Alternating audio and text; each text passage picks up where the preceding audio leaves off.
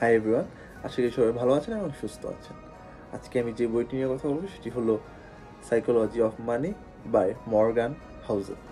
So এই বইটির মধ্যে মূলত লেখা হচ্ছে টাকা কীভাবে ইনকাম করতে হয়। শুধু এইটাই নয়, আপনাকে এখানে শেখাবে মাইন্ডসেট এবং আপনার বিহেভিয়ার। টু বি অনেস্ট, এটা খুবই একটা পাওয়ারফুল বুক। সো মেইনলি এই বইয়ে দুইটা জিনিস আপনাকে শেখাবে, সেটা হচ্ছে যে আপনি কীভাবে ইনকাম করবেন এবং আপনি ওই টাকাটা কীভাবে আপনি ধরে রাখবেন, রিটেল করবেন, সেই জিনিসটা আপনাকে এই বইয়ে শেখাবে। এবং আপনি শুধুমাত্র এই টাকা আপনি আইকিউ এবং পড়ালেখা দিয়ে টাকা ধরে রাখতে পারবেন না। এই বই এটা শেখাবে যে আপনি কীভাবে ইনকাম করে ঠিক মতন ওই টাকাটা আপনি ধরে রাখতে পারবেন। বিকজ আপনি এখন টাকা ইনকাম করতেছেন বছরের পর বছর, আপনি কিন্তু টাকাটা ধরে রাখতে পারতেছেন না। বাট আপনাকে শেখাবে এই জায়গায় যে আপনি কীভাবে টাকাটা ধরে রাখতে পারবেন।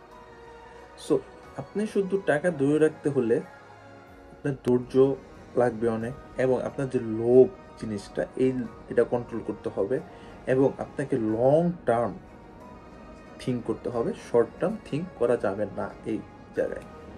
সো আমি সাইকোলজি অফ মানি এইটা 3টা ভাগে আমি ভাগ করেছি। 1 নাম্বার হচ্ছে ধৈর্য, পেশেন্স।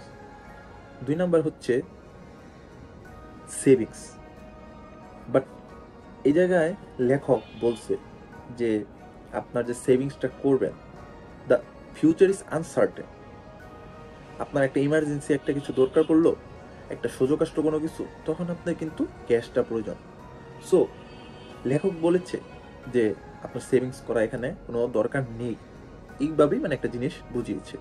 এবং 3 নাম্বার, এটা সব থেকে কমন আমাদের বাংলাদেশে, এবং আমরা যেটা করি সব থেকে বেশি, ফেসবুক, ইনস্টাগ্রাম, টিকটকে, সোশ্যাল মিডিয়াতে আমরা মানুষের লাইফটা দেখি, ঠিক আছে, যে কত সুন্দর, কত বড় লোক, হ্যাঁ।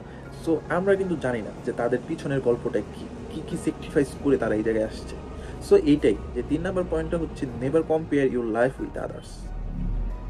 এই বইটি আমাকে শিখিয়েছে কীভাবে আপনি টাকার জন্য দুশ্চিন্তা কমাতে পারবেন, এংজাইটি কমাতে পারবেন।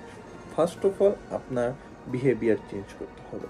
অ্যান্ড আমাদের বাংলাদেশে সব থেকে বড় যে রিউমারটা চলিত, সেটা হচ্ছে এই বিজনেসে টাকা ইনভেস্ট করা হচ্ছে সব থেকে বড় risk. It's not about risk, it's all about consistency and emotion control.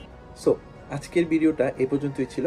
আমি ট্রাই করেছি আপনাদের সাইকোলজি অফ মানি খুবই শর্টভাবে আপনাদের সামনে রিপ্রেজেন্ট করা এবং বুক রিভিউটা দেওয়া, এবং নেক্সট আমি ইনশাল্লাহ ট্রাই করব how to talk to anyone এই বইটি নিয়ে একটা ছোট বুক রিভিউ দেওয়ার জন্য। টিল দেন সবাই ভালো থাকবেন, সুস্থ থাকবেন। আল্লাহ হাফেজ।